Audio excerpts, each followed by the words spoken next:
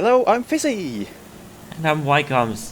and welcome back to another FisChris highlights from the AOR PC Split 1 League on F1 2016. Coming off the back of the incredibly, unrealistically amazing 1-2 finish last time out in Canada, we are here for round 7 at the Austrian Grand Prix at the track, which is one of my absolute favourite tracks to drive. I really love this one, even though it's only 9 corners here. One of the tracks on the calendar that I'm always looking forward to. So hopefully, Chris, it's gonna be another good one. Yeah, definitely. I love this track too, to be honest. It's very, very fast and also with good overtaking opportunities. So it's gonna be, I guess, pretty interesting. So let's just jump into the qualifying laps, I guess. So then, starting the lap, coming around the final corner onto the main straight, opening DRS, one of the 2 DRS zones around here. Of course, braking uphill into turn 1, want to try to take as much speed as possible through it without cutting the corner. Both of us doing that very nicely indeed. Obviously, I'm on the left-hand side on the ultra soft tires, which is worth pointing out. You have decided to qualify on the super soft for this particular session. So to come towards the end of the first sector, pretty similar between us, and both of us taking a lot of the curb there. Yeah, definitely. What do you say? You're obviously on the left-hand side. That's not the case. Well, anyway. Down the DRS straight into turn 3, we go into second gear. Very, very tricky traction zone out of here. A little bit of overstay for you there, for God's sake. into this double left-hander we go. Very, very crucial to hit these lines here. You're actually staying in 5th gear, which is probably going to help you a little bit because you hit the apex a little bit better there. Yeah, I love those corners through the final sector, these last 2 as well. If you nail them, they're absolutely beautiful, and I was very close to going outside the track limits, but just about kept it on. And there we go, full speed around the final corner as well. DRS open again for a short run to the line, and it is a 107.5 for me, 107.7 for you, so you're only 2 tenths behind on the slower compound tires. But let's have a look at the qualifying results, and it's actually P3 on the grid for me. I'm only 1/10 of a second off pole, and honestly, even though that's my best qualifying of the season, obviously helped by the fact that some drivers chose to go on the super softs, I was really annoyed that I didn't get pole because it was right there for me to take. Yeah, and you definitely set these kind of laps, for pole position as well in practice. So yeah, I was kind of hoping when I saw you going for the final run there to get pole position, but still, second row is not too bad, and I'm the higher super soft runner as well, which is obviously gonna be interesting. Strategy is actually gonna be interesting for me. Easy one stop for you. Yeah, it's gonna be tricky. Obviously, the reason that many people do chose to qualify on the super soft tire is because that is the best strategy for the race. Obviously, super soft, as you said, easy one stop on those tires. Whereas if you start on the one ultra soft, it's gonna be very tricky. We did do some practice and we did do some testing with the ultra soft to soft strategy. It's very difficult, but it's possible. So my mindset going into this was that I was going to try that, but of course you never know really how the tire wear and stuff like that is going to work out. Yeah, especially if you're starting battling in the first couple of in the opening laps, you might be struggling with these ultra softs. Although the soft tires afterwards, to keep them alive is much more important anyway. So let's see what we can do at this Austrian Grand Prix. We got the lights coming on now. We got 5 lights here at Spielberg, and they are out on board with you. Very good starter for Afro going into turn 1, switching out now over to me into turn 1 we go. There's contact. Yeah. Oh, and you'd be caught up in it as well. There was Afro just touching the back of Max, understeering a bit wide there, and you have luckily not lost any of the front wing. A bit of a problem for me though. I've got an illegal overtake on Afro, as I had to go off track on the outside of turn 1 to avoid him being sideways in the middle of the track, and obviously I can't let him by because he dropped all the way to the back or somewhere very far down. So that's a 5-second stop go for me. I've suffered a similar fate to what you did in China, and that is not an ideal start of the race. No. Ooh, a little bit close there. It's actually the stop and go both came from a McLaren. I just noticed from I overtook Fab Racer back then, so that's gonna be interesting. But yeah, for me as well, I lost a little bit of positions there. I guess it was 2-3 positions actually, because Berg is now up into P4, so not the ideal start, but still a very, very long race to go, and especially with these ultra softs wearing out quite quickly. It should be a little bit easier for me towards the end of that first stint to overtake some of the guys in front, but it seems like Max is doing a great job here to pull away a little bit, and you have to worry about Mathis more at the moment, at least. Yeah, it does seem like it. And you maybe have Papasocrates inside, up the inside, will you, into turn 1? Oh, that was, you weren't quite close enough, and he closed the door there. So luckily for you, or at least for your front wing, he you backed out of that one. So yeah, Max obviously been given the chance to run away a little bit, just under a second behind him at the moment. Obviously no DRS on this lap anyway, but great start from Max, obviously getting away from the contact with Afro without any problems at all. As I now had to defend from Mathis going into turn 3. And he's going to try to go around the outside. I'm going to just cover that off with a bit of oversteer. Luckily that didn't cost me in the end, but yeah. Ideally, I would have liked to try and catch Max in this situation instead of having to worry about Mathis. So, obviously, to make my ultra soft work, because they will wear off very, very quickly. Yeah, definitely, especially since Berg and the train, which I think at the back at the moment, is catching as well towards you. But it seems like Max hasn't gained too much. That's an extent, though. Luckily, no warning for you, because I think you lifted off the throttle quite extensively there to not get a warning. Seems like that I'm pretty close to Papa. Mathis actually sets the fastest lap, which is not really a fast lap, I should admit. But, but everyone's setting the fastest lap at Nuka as well. Yeah, true. Yeah, I mean, the field's very, very close together at this stage. And it seems like Mathis is pretty close here into turn 2. Very, very good straight line speed for the Haas driver. You're leaving the inside line open, which is going to give you a better exit. Potentially, you have the DRS from Max, but a very good exit as well from Mathis. If you will have the inside line for turn 3, hopefully you can outbrake him at least around the outside, who's actually backed out of it as well.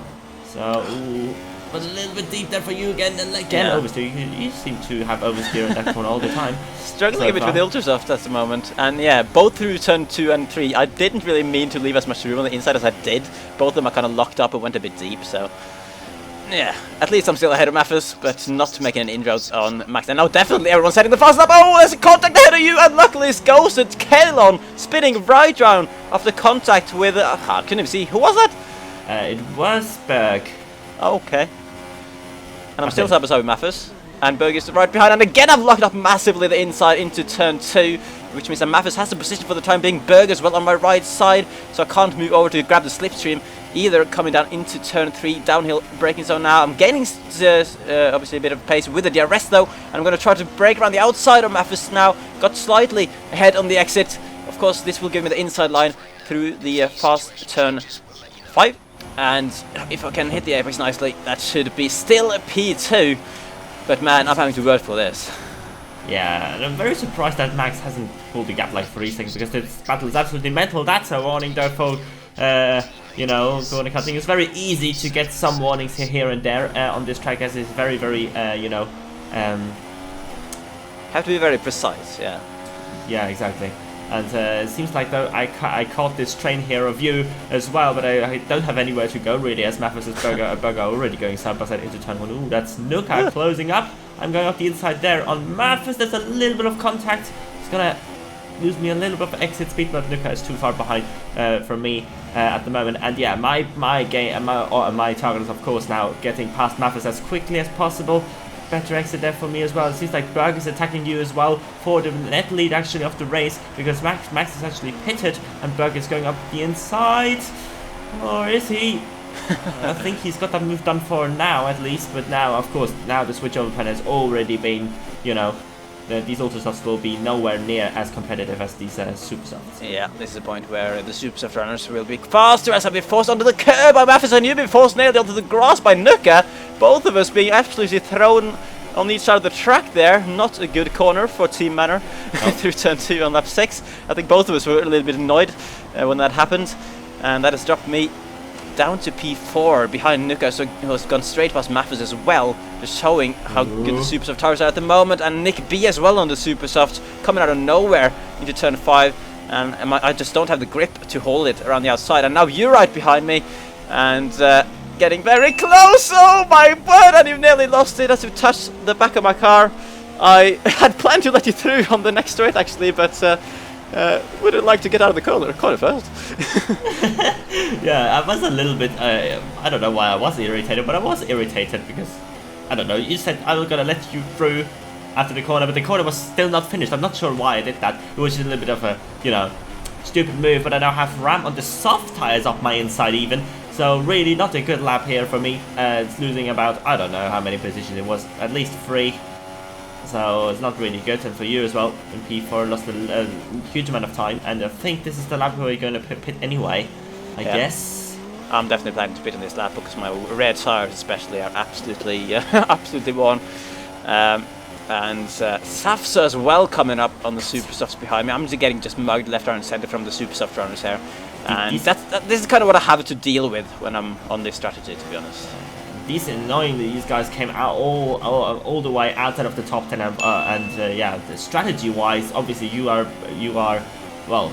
If you pull that one stop up, we are all on the same strategy, and to see, you know, Slick I think was also outside of the top 10. To see these guys now ahead of us, and the gap as well to the lead already is not really what we want. Of course, you have to serve your 5 second stopping or penalty, which is gonna not help whatsoever at all. As well, I mean. It seems like an eternity when you're just sitting there. And it's basically a front wing change, 9.4 second pit stop. And what makes it even more annoying is that bunch of cars going past. If it wasn't for the 5 second penalty, I would have been ahead of at least those 3 cars. Yeah, definitely. And now, of course, for you, it's not even time to push because you need to, you know, keep these tires intact and get some consistency working. Of course, your pace isn't bad. It wasn't bad at all. I mean, really good, but obviously you can't like push to the absolute limit, and because you really need to be worry about these tires. Seems like that Slick finally got out of the way there for me after penetrating his rear. God. That's the second warning for me already this race, which is not really good.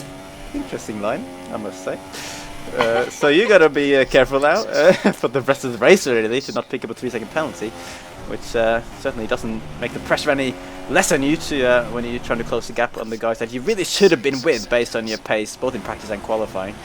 But at least now on lap 11 you've closed up a little bit to the train with Safsa, Nuka and Nickby, all of them also on the same strategy as you, battling ahead of you as I'm making some lovely moves here in the final sector on Ghost cars. Again, just like in Monaco, that seems to be the only cars I can pass these days. But here we go, you're at the back of Nick now. Berg has pulled out several seconds actually out in the lead, but at least you can see the podium positions right there, despite everything that's happened. I was rather annoyed though to see Berg jumping through the field so quickly and me having some minor stupid stuff going on. Some minor mistakes here and there, and that has just cost me dearly here in these opening laps, but still though, everything to play for. Still a long race to go. It seems like that Safsa actually pulled away here from Nuka and Nickby, who are battling at the start of lap 12. We're just trying to stay behind, getting hopefully a reasonable exit. That's not a reasonable exit at all. That's the opposite of a reasonable exit. At least you kept it out of the grass, as they're going to continue to go side by side. You should surely close up in the braking zone because of these guys battling again, and you will have the DRS, but again, yeah, a little bit quicker on the exit. Nuka will again have DRS on Nickby. Will he defend coming into turn 3? He won't actually, but Nuka isn't late enough to the brake to make it work. You're very late on the brakes, and you're actually touching the back of Nick. Oh, and I think Nuka has touched the side of Nick actually, and he spun right around, completely disappeared from your view. Lost a lot of time by the looks of it, which is a big shame for Nuka, but I guess for you, you'll take it. Yeah, I guess, yeah, very weird incident. I think from Nickby's side of the point of view, it was Nuka wasn't alongside at all, and Nick very slow to the corner anyway as well. So and now on the end of lap 13, I can't accelerate. That's just brilliant. We're both going into the pits on the soft tires. Obviously that's an easy one. So there goes Safsa out of the pits. Berg even further up in front. I think Berg went for another lap. I'm not even sure. Seems like in front of you, Fela's going in for his first stop as well. Very difficult race for Fela at the moment. Let's see where we are coming out. We are coming out in P8 and 9, although there's a car coming. That's Kano, that's Nickby's teammate. I don't want him to pass him, switching on to intermediates for some reason. And it seems like that Kano, because of the turn 1, you know, thingy, is now past me, and that's not good because he is of course on 13 laps older tires than me. It seems like RBK went past you. Also someone who started on the super softs. Yeah. He just came out of the pits, okay. He did just come out of the pits, so I tried actually to pass him instead, but it didn't quite work out, because yeah, he will have fresh tires. Obviously my softs aren't won either much at this point of the race, but the reason obviously my strategy is worse is because, you know, I'll have to extend the softs much longer than what you guys will have to. As you're not trying to go around the outside of Kale and try to get rid of him immediately, you're going to have to leave him room on the next left-hander as well, but you've done that very nicely indeed. Around the outside of both of those corners to take that position, as you mentioned, very crucial indeed. I'm sure Kalen would have liked to help his teammate out, but you having none of it, and now you're caught right up to the back of Nick again. And I still don't know, Chris, how your front wing is still alive. I don't know either. just I don't know. I mean, so many things. Yeah, especially after turn 1 of the first lap. Jesus Christ, Nick, what kind of line is that, please? Anyway, it seems like that RBK is also making rounds up. It's passing Kenan. Oh, Kenan must have had an issue. He dropped down quite a bit in the last couple of laps. Maybe it's just because of thing. Oh my God, Chris! I like penetrating rears these days, you know. Oh my God. Great. Where were we? Oh yeah, lap 17. Yeah, Kalen's struggling ahead of me.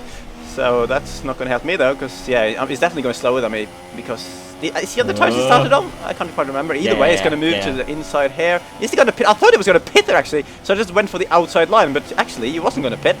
So he's just going to carry on, and I'm just going to be slightly more annoyed than I was already, because I have to stay behind him. Oh, you got to touch Nick again? Nope, not quite this time. You've learned your lesson a little bit, it seems.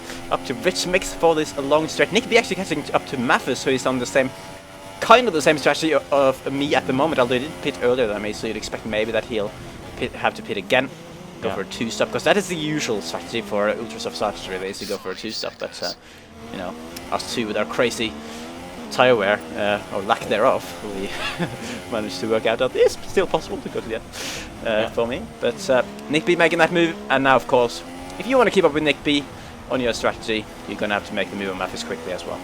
Yeah, definitely. I was definitely. I was struggling so far to get moves on this race really. When in the package, when in traffic.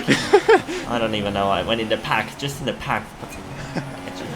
Anyway, and same for you actually. Oh! That's a slide for Kenan. Luckily he didn't save it, but he saved it to not hit you. Yeah. He saved you. You saved you. To.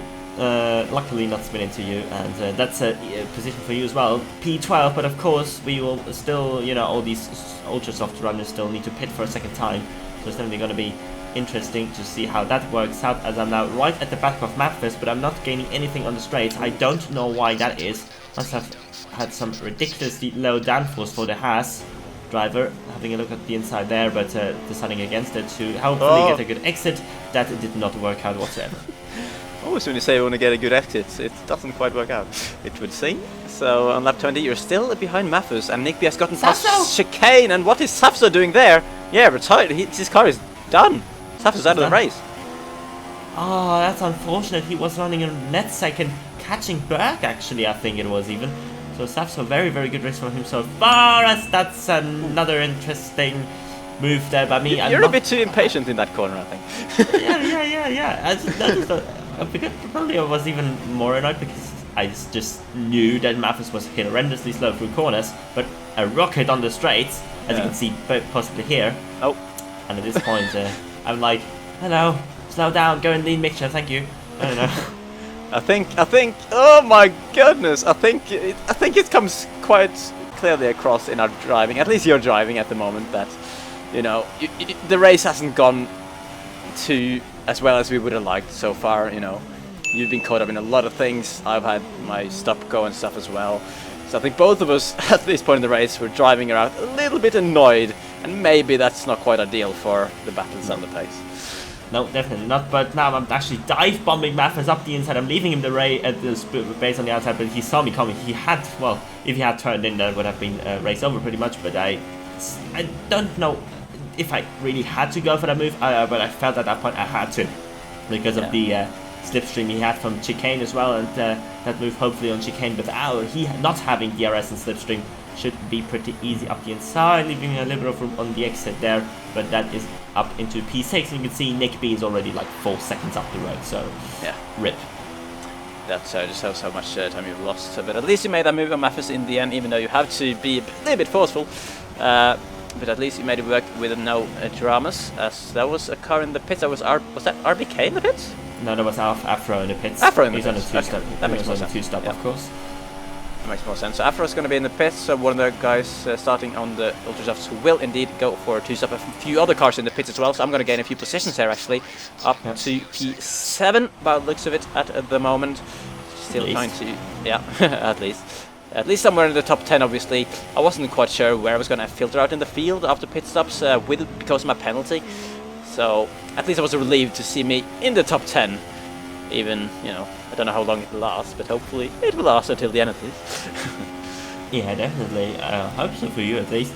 It seems like they're up into P4, which I wasn't really, you know, I didn't actually think I would be that high up. It seems like though that there's, oh no, that was actually, no wait, that wasn't Afro who pitted, because Afro is in P2 at the moment. That, that, for instance, I know for sure. Oh. So I'm maybe it was Max, maybe it was someone. It was someone in the pits. Anyway, I'm now trying to pass Nick B, who of course had problems passing earlier as well, going up the inside here. But probably he will have the better exit because he didn't touch the curb down the outside. Here we go, switch back for him. And now have the inside left for turn 2, which is maybe not the preferable line. If you can hang it around the outside, you will have the better exit possibly onto the straight, and I will have the DRS, but there's a little bit sidepod touching and I'm not getting the exit I would have hoped. Now with slipstream and DRS now, can I do anything? Not really. Nick is also going defensive there. Oh. Chris! How do you not have damage anymore? It's ridiculous. Anymore? Well, yet, I mean. Now Afro's pitting. Okay, so finally Afro's pitting. So that means actually you're going to go up to the podium.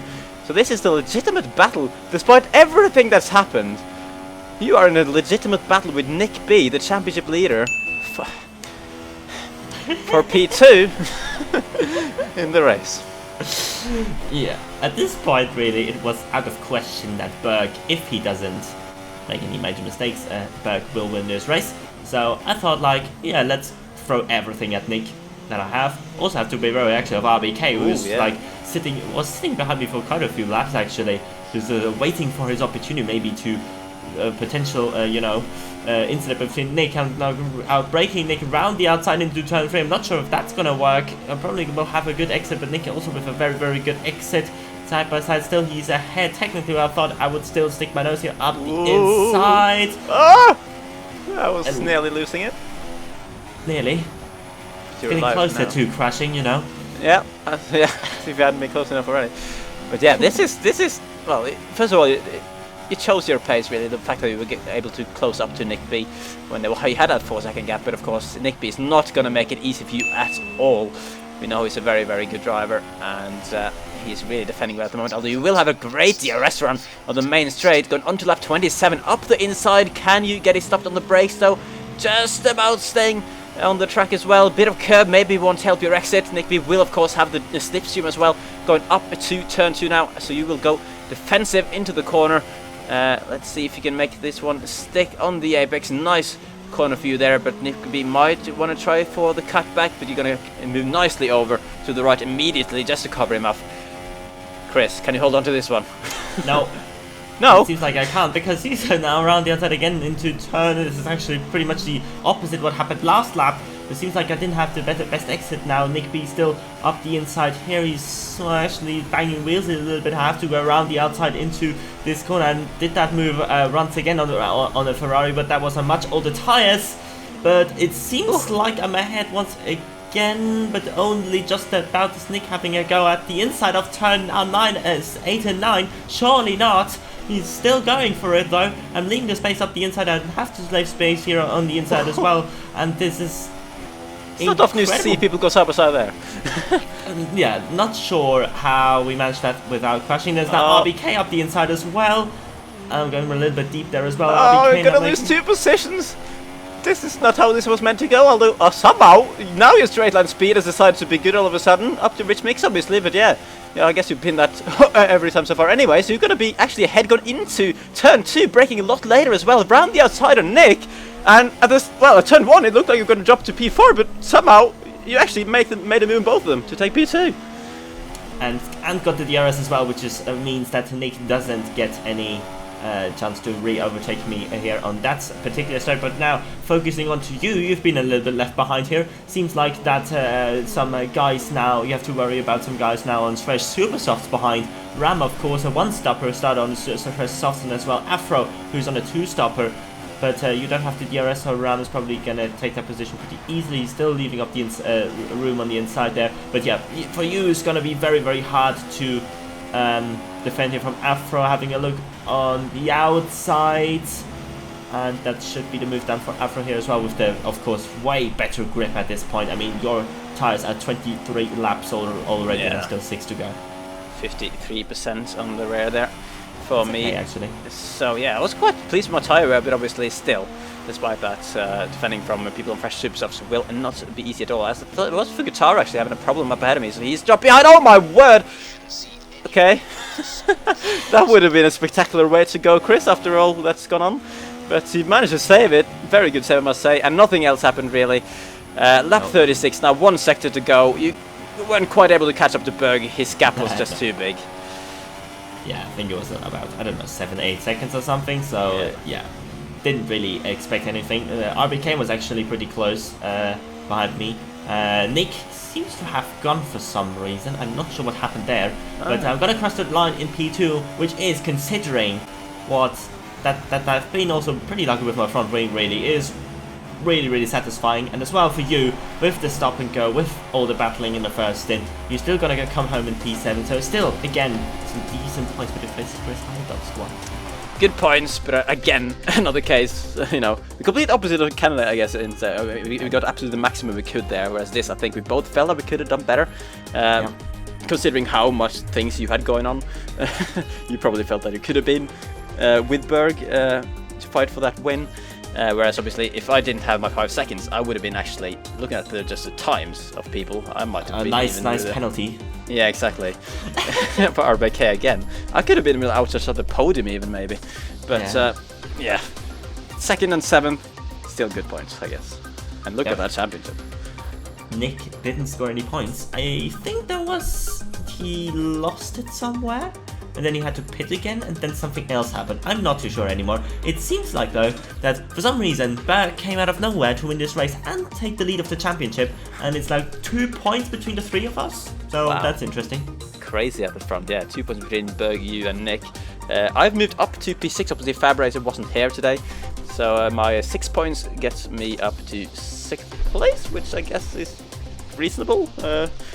So win the constructors as well. Wow, we were only leading by 2 points after Canada, and we actually have extended it quite significantly here. If you could help me out, 26 points, is that right? Yeah. Yes. Ferrari didn't score any points again. Wow. So they didn't score any points in 2 races now. They really have to, you know, sort their things out really when it comes to after the break week, which is going to be the next race at Silverstone. Yes. Can't cut any of those teams out yet though. Ferrari, McLaren, Mercedes very close, and you know, many things can happen to us that makes that gap smaller again. But for now, it's looking good for us actually. The underdogs at the top of the table. To round it off, Chris, I think it's been. It was a fun race, yeah, very eventful. I think that's the best way to put it. Very eventful, especially for you. My start of the race, particularly, was also very eventful. Is Silverstone going to be anywhere near like this? You would expect so. I mean, Silverstone normally a track where quite a lot of battling is going on anyway, and for some reason, everyone wants to be good at Silverstone for some reason. I don't know why. I don't know. A lot of drivers have their home race there, obviously. Maybe that's part of the reason. And everyone else just wants to make it miserable for the Brits. But let's leave it on that note. Another fun race. Round 7. We're nearly at the halfway point of the season. So hopefully you'll all join us next week, or next time anyway, for the British Grand Prix. Goodbye.